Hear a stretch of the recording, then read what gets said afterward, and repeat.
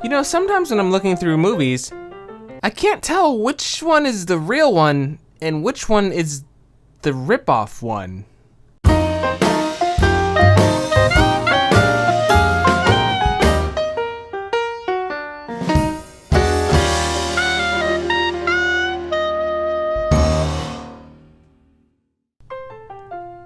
You know, after last week's terrible experience,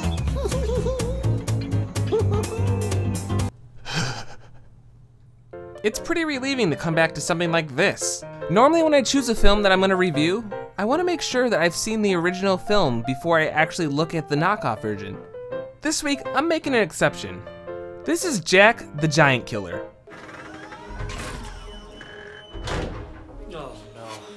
The cheap knockoff version of Jack the Giant Slayer. Funny enough, before this week, I'd never heard of either of these films before. They somehow just slipped my radar when they came out. Well, at least the Giant Slayer, because, you know, the Giant Killer wouldn't get press. What I can see from the box art of Jack the Giant Slayer, I'm assuming it's just a movie about Jack and the Beanstalk, and it's an action film, and he kills stuff. I mean, I saw one trailer and I saw that Ewan McGregor's in it, and I really liked him, so I might go back and watch it. Anyway, Jack the Giant Killer is a weird one. Like most cheap knockoffs, it follows the same kind of protocol. Bad green screen, awkward dialogue. The General! He's still alive! Go! Random cuts, and awful effects.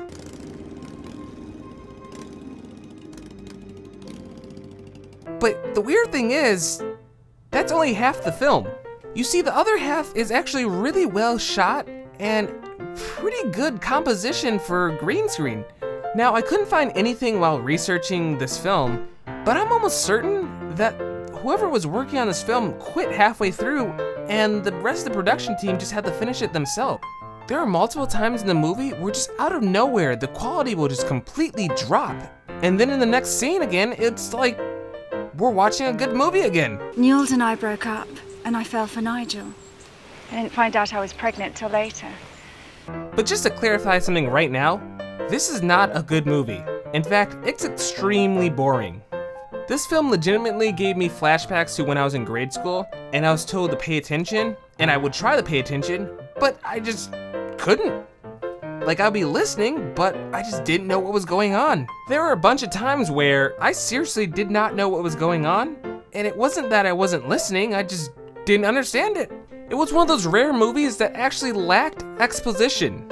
In fact, there's a couple of times where the movie would just break its own storyline, just because. Screw you. Anyway, the movie is about this guy named Jack, or as I'm gonna call him, Ron, because he's definitely Ron Weasley. And it's like his 18th birthday or something, and I guess he hates his family, because turns out he's adopted. But not really, because the movie lies. He's not really adopted. You notice this a lot with this movie, where for some reason, they mention plot points and then completely forget about them. My favorite is the one where Jack actually makes out with his half-sister, because this dude right here is the father of her, and she shares Jack's mother, so yeah. But I guess an hour and 20 minutes later, you're supposed to completely forget about that. Or how the fact that Jack's dad has only been up in the clouds for 18 days, but there's supposed to be some crazy time dilation like in Interstellar, where for every one day that you're in the clouds, it's an entire year on Earth. But then 20 minutes later, when they introduce the villain of the film, she claims that she's been here since she was a very little girl, so technically she would need to be here for thousands of days. Actually, more than 1,000, like more than 10,000 days. But at the end of the movie, you find out she's only been there since 1800s. Also, I'm not really sure what year this movie's supposed to take place in, because like you have costumes that are supposed to be from like the 60s in one point in the movie, and then out of nowhere they have like World War I outfits on, and then they just jump to like helicopters and stuff everywhere. So I'm not really sure what year this movie's supposed to take place in. But that's a pretty good description of the entire movie. I don't know what's going on ever. And also for some reason, the entire movie is just reaction shots. You spend a lot of time looking at people's faces, looking at cool things happening, which is really disappointing. Sorry, I got onto a really long rant there. Anyway, this movie's about like Ron Weasley and how he's building a robot, and that's just about it. You're not really sure why he's building the robot, but conveniently he kills the monsters with the robot. I'm not joking. Like, things just happen in this movie, and you just go with it. You find out that his dad is like the original Jack that climbed the beanstalk and killed the giant, and I guess he was like trapped up in the clouds, or the Cloud Kingdom, and yeah, so I guess Jack plants some seeds that this random dude gives to him, and he goes and finds Daddy. There's no motivation at all, actually. He just climbs it after everyone discovers that the beanstalk grew after he threw the beans. It's a really weird film. And then stuff happens, and somehow we meet this lady who wants to take over the world, but she never says why she wants to do it. But then for some reason, again, she completely flip-flops and becomes a good person? Because... I don't know. I'm a terrible movie reviewer. Okay guys, to be completely serious, this movie is just bad. Although a lot of things happen in this movie, it seems like nothing ever happens. Yeah, you get your occasional action scene when the monsters fight Jack and his dad and the army, but the problem is there's so many reaction shots you just don't know what's going on ever. Also doesn't help that the pacing in this movie is so bad that they'll focus on one subplot for so long that you completely forget about the other two subplots that are happening.